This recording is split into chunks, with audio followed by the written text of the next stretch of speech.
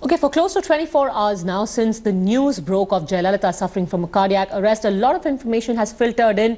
We've distilled it to the top 10 developments. Let's take you through them.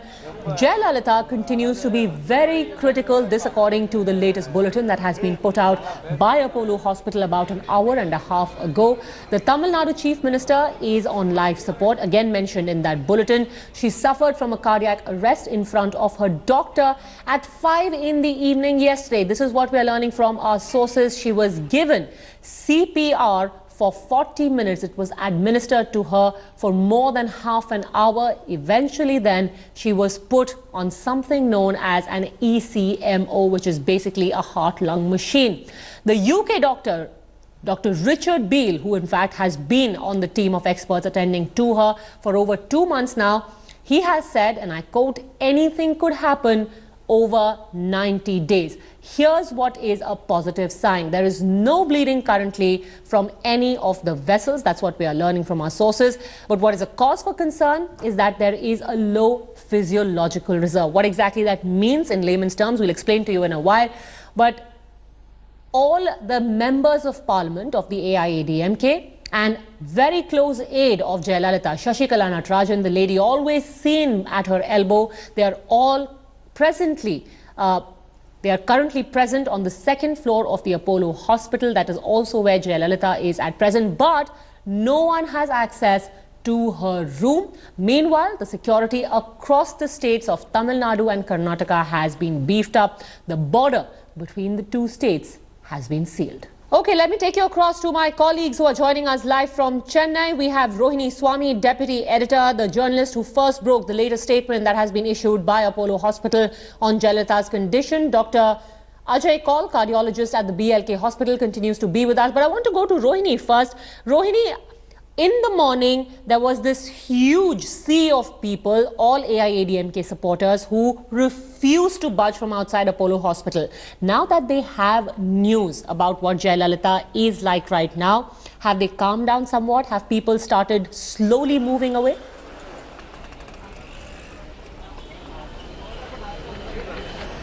Well, there's a sense of tension amongst the AIADMK cadre also, if you see, because as we have seen since morning that they have been coming in large numbers.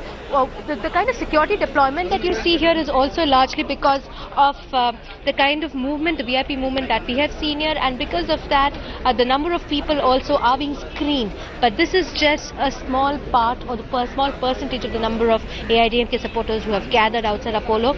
Outside in the surrounding areas you have hundreds and hundreds of people who have come from various districts who have gathered here just to be and to get some information. Now that the health bulletin is out, they are hoping that possibly that they could hear some more in terms of the detailed kind of medication that she's possibly giving.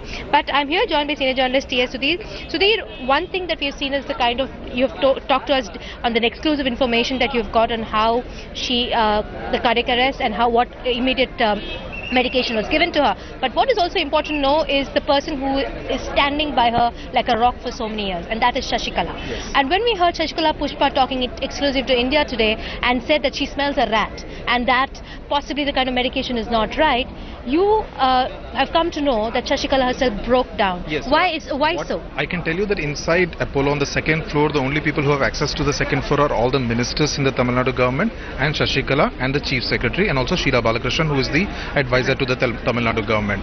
What we are told is that when Shashikala Natarajan came to know about what Shashikala Pushpa had said, that she smelled some kind of a conspiracy, that she wants Jayalalitha to be shifted from Apollo hospitals in Chennai to AIIMS in Delhi, she broke down because it also kind of brings to the fore the kind of tensions that are taking place within the AIADMK fold, because technically Shashikala Pushpa, even though she's expelled, on the roll on paper she still remains as AIADMK MP, and given the fact that she's alleging some kind of a conspiracy against Jayalalitha, obviously points the needle of suspicion directly at Shashikala Natarajan, and that is something which Shashikala Natarajan would not want now to happen, because in case if there is some kind of a succession battle that takes place, Shashikala Natarajan will be an important voice and person within the AIADMK hierarchy, and she wouldn't want someone like Shashikala Pushpa to spoil those chances. No, it's interesting to know that Shashikala Pushpa has been the only one in a party like the AIDMK who does not even speak to the media or speak out. She's the one who's crying foul every time. Yes. Isn't that interesting? Well, if you see the caste dynamics within the AIDMK, Shashikala Pushpa is known to, or at least is rumored to have enjoyed the support of a few MLAs, about 10 to 15 MLAs in the AIDMK fold belonging to her caste.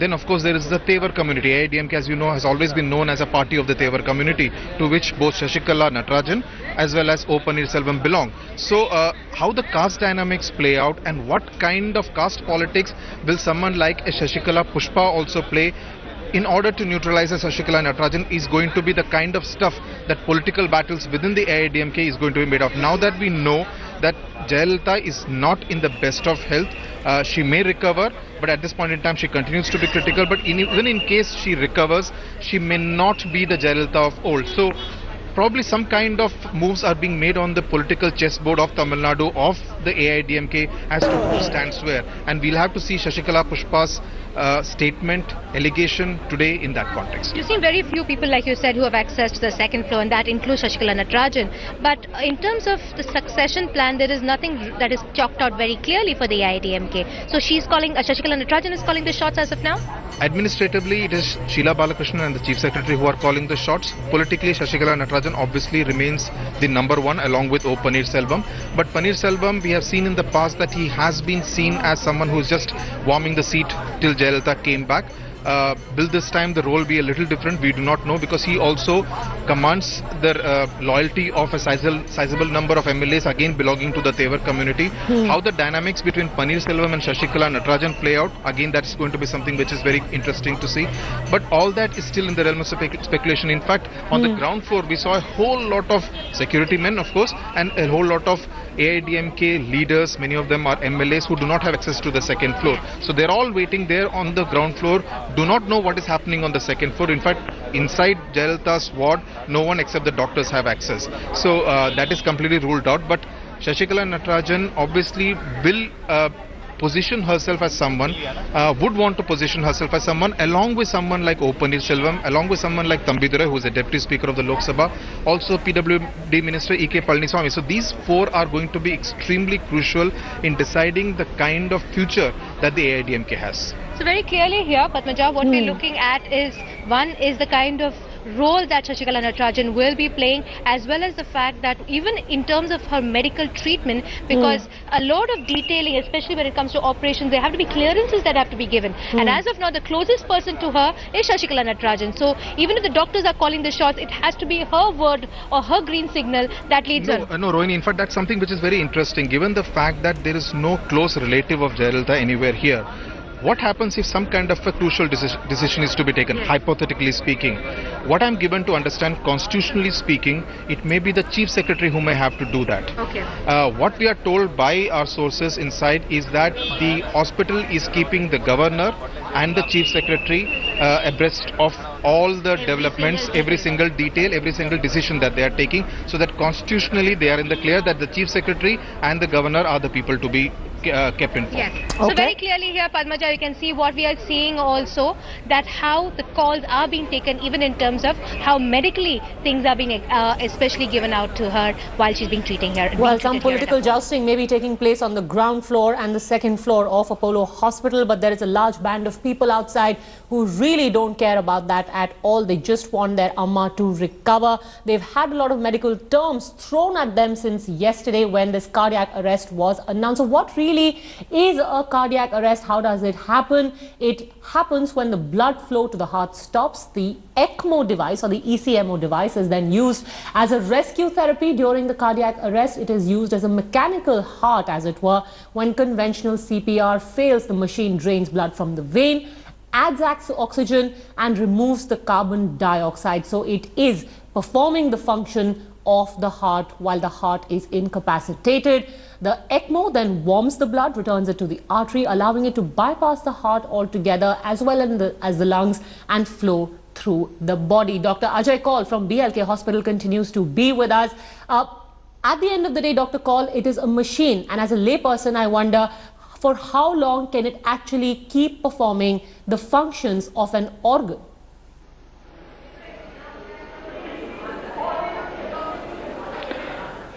it can't go for a very long time. Ultimately, it's not a natural heart, it's an artificial heart which supports the system, and even the artificial lung. Maximum on an ECMO, even if you change the oxygenator a couple of times, you can go for 1 week, 14 days, 21 days, but not beyond that. There are some other devices where you can go for even over a month. But ultimately the organs have to recover back to normal. Unless that happens, this is not a thing that can be, as it was said, that artificial heart and other things. She is not a candidate for artificial heart. She has basically multi-organ problems, and I was listening to this 40 minutes of CPR. 40 minutes of CPR is, patient has got affected during that time. So she needs to, we need to wait for some time, at least 48, 72 hours, and then assess her once again. As they said that they are going to analyze the neurological system. Now that's also very important, because we need to see how was the brain circulation when this arrest was there and CPR was being given. Because if the circulation to the brain is not very good, then I'm afraid there are problems. So they need to assess the patient at a regular interval in order to decide what is the condition, how far can we go. But no, patient cannot be supported for a very long time. It has to be discontinued after maybe maximum you can go on this support system is 21 days or 30 days, that's all. All right, and I'm sure that assessment must be taking place even as we speak. There is a large dedicated team of experts which is attending to Jayalalitha. In fact, more additions are being made to that through the day as well, Shiv. We know that some experts from the All India Institute of Medical Sciences were to fly down. Has that happened? Have they reached? What's the latest that you can tell us? Also, now that since we've had a statement about a couple of hours ago, are more expected? Is this going to be now standard practice where regular information is going to be fed to the public for their reassurance?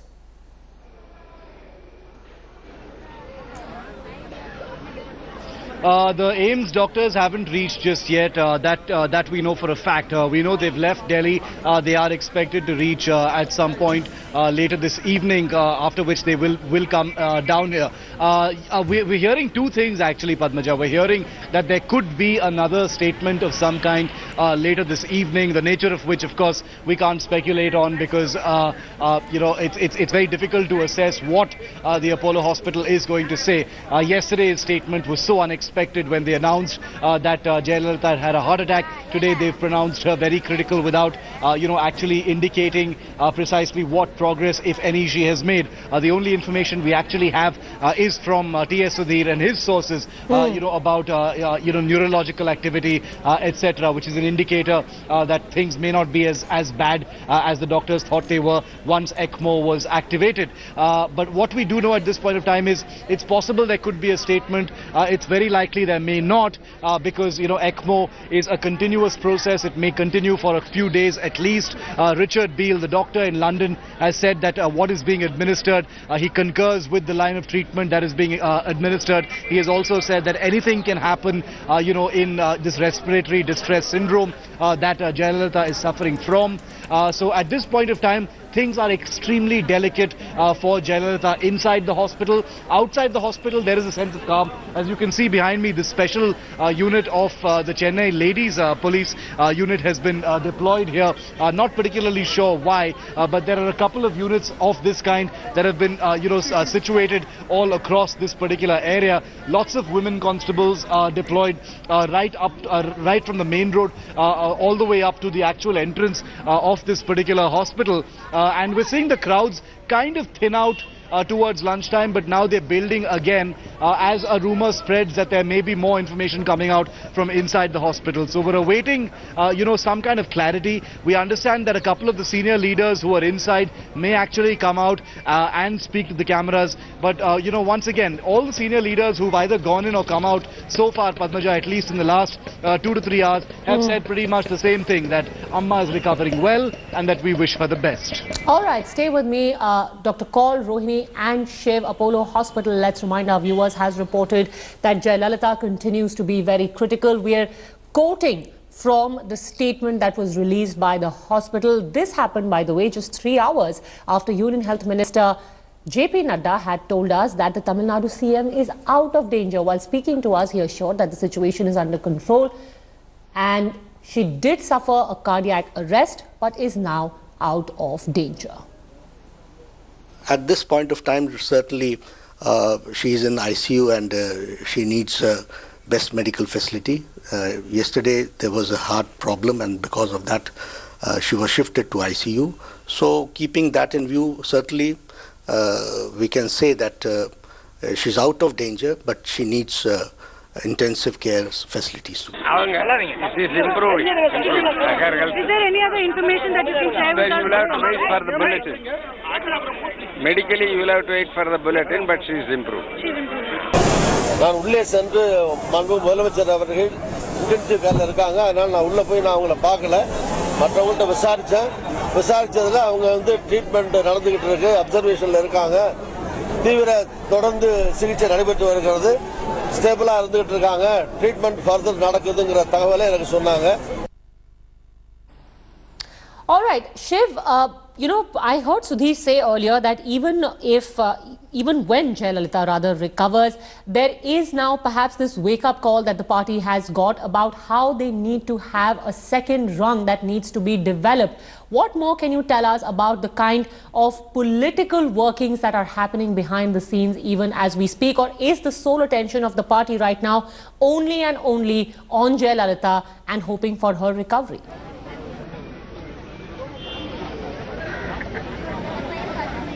For public consumption, it's definitely focused principally wholly on Jayalalitha and her recovery. There will not even be a murmur you will hear in public from the leadership or the cadres of the AIADMK about any kind of second rung, any kind of succession, any kind of leadership changes within the AIADMK. They will not even whisper about it. That's the kind of loyalty she commands and the fear she commands within the party. On the other hand, as Sudhir was pointing out, practical politics at the lower level. Now that she's been away for 73 days and counting, real politics has to kick in.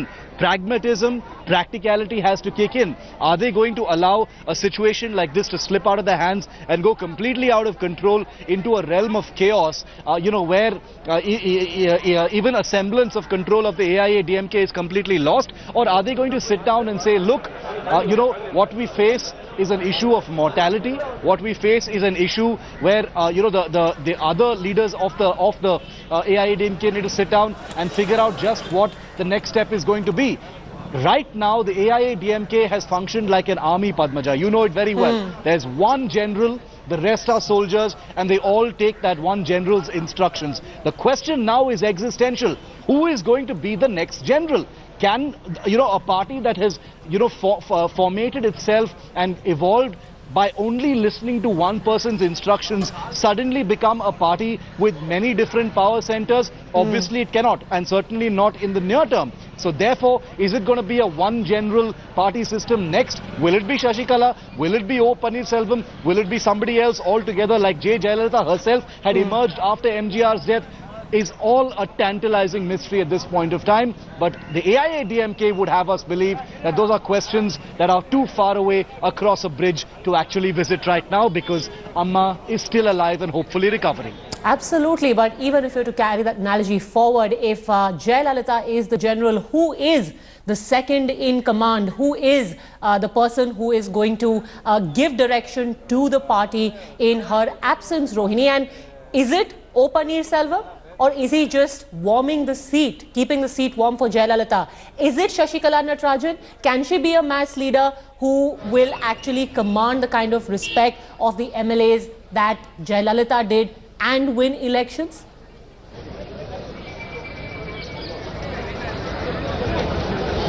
Well, we have seen O. Pannirselvam to be a man who has worked under the shadow of J. Jayalalitha, even when previously she had been to jail and he had to take over as interim chief minister. He even refused to sit on the chair that she was working and rather would keep a photograph in front of him, which continues to be the kind of same thing, that is similar thing that we are seeing also that takes place even today in the office where he's working. Now, in terms of who is the mass leader, well, it is again how things are going to work out for the AIADMK, because Shashikala Shashikala Natarajan has been a close confidant and has been politically a part of her entire Jayalalitha's entire decision process. So she kind of even knows who are the people in the cadre who are worthwhile of possibly even making the party win, because end of the day a political party would want as many seats as possible in the next elections, and Shashikala Natarajan was also responsible for choosing the candidates in the previous election as well as deciding who should be getting the tickets. Now, so that is very important in terms of how